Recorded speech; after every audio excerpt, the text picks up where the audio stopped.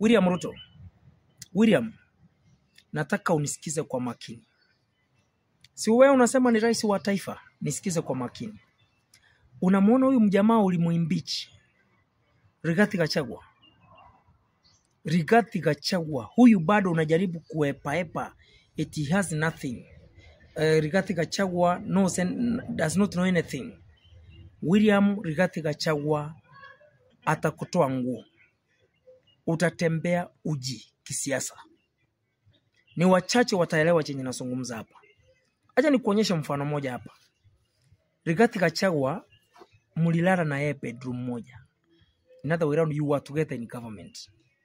Rigathi Gachagua alikuelewa. Ulikuwa na adui kwa serikali. If I were you, I was to keep Rigathi Gachagua busy in government. Kuliko the damage you caused kwa kumuimpeach. Did you listen to what Gachagua is telling the public? Hata yule mfuasi alikuwa anakuamini. Yule mfuasi mwenye alikuwa anakutegemea. Yule mfuasi wa UDA alishika hivi akauliza, hii mambo yote Gachagua anaongea iko hivi. Unajua nini Ruto? Sijasikia hujaingia mahali popote ukuje kukanusha yale maneno Gachagua ameongea. Eti wewe ulipatiana mambo ya fertilizer, ukapatia marafiki zako, wakakuja kufanya repackaging, ukakuja kuuzia wa Kenya wenye walikupigia kura. Ile ndio ilikuja kuleta ile mchanga tuliambiwa ni mbolea ikawekwa mchanga because of repackaging. So pesa ya wakulima ikapotea. Ndio ukakuja kuambia wa Kenya kuwa ile mbolea yenye mlikuwa mnauziwa shilingi 7,500 kwa gunia, wewe umeteremsha imekuja 2,500. Kumbe ilikuwa mbolea. So sijaona mtu amekuja hapa kukanusha mambo Rigathi Gachagua amesema. Uliingia kwa national television ukaambia wa Kenya kwamba ulipatia Gachagua offer ya 10 billion a resign. Ningetaka kujua, ama kama venye Mkenya mwingine angetaka kujua, kwa nini ulikuwa unampea hiyo offer ya 10 million to resign? What was the reason behind that? I'm now also concerned as a citizen, like another Kenyan can be concerned, to know exactly why did you give such an offer for someone to resign from government, from your administration. Number 3, huyu Rigathi Gachagua ameongelea story ya Adani hapo awali, akaizungumzia leo hii jana, na leo natarajia ataizungumza bado. What is the indicator? Why hakuna mtu from government to come and decline or akanushe yale yote Gachagua anasema? I'm now convinced Gachagua will take you will give you pressure. Hii mkutano umeenda Mount Kenya. I'm telling you why Gachagua now is becoming a dangerous man. Hii mkutano umeenda Mount Kenya. Gachagua hajaenda kufanya rally to counter it. Umekaa pale wiki mzima, siku 5 Mount Kenya. You have given a lot of money. You mobilized the people. You gave a lot of promises.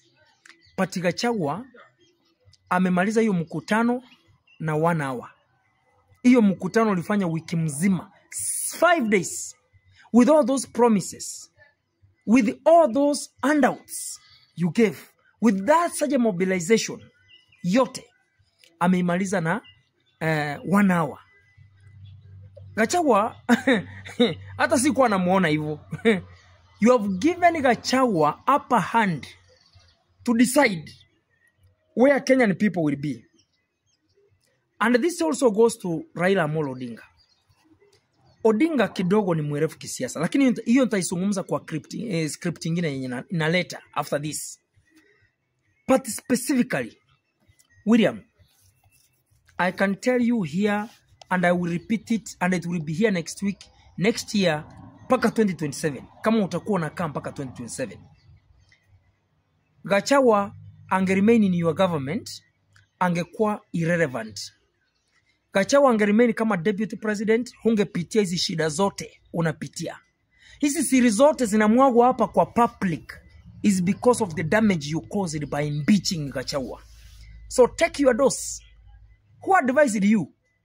In fact, the contribution, the political contribution on the negative side Gachagua is making to this government or to this administration.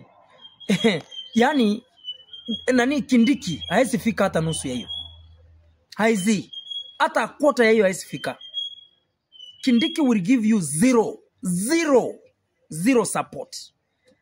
Hata hakuna kitu ata create as an impact. Kindiki ungeweka, najua kwa siasa tunasemanga yule mtu ambaye ni adui yako ya kisiasa, you can keep him busy kuliko akuja hapa kuongea nje, atakuharibia zaidi. Utatumia a lot of money to engage voters from Mount Kenya. If you could have kept Gachagua in your government, asikusaidia chochote. Yeye akae huko in government kuliko the damage yenye amekosi hapa. Yenye uwezani utatumia mabilioni za pesa yenye utaweza kurikama. Nimekuambia you caused yourself a damage. Now eat your mess. You caused a problem to yourself, to your administration. Take it. Nobody is going to help you. Huyo Raila mko naye hapo. Raila ni mjanja.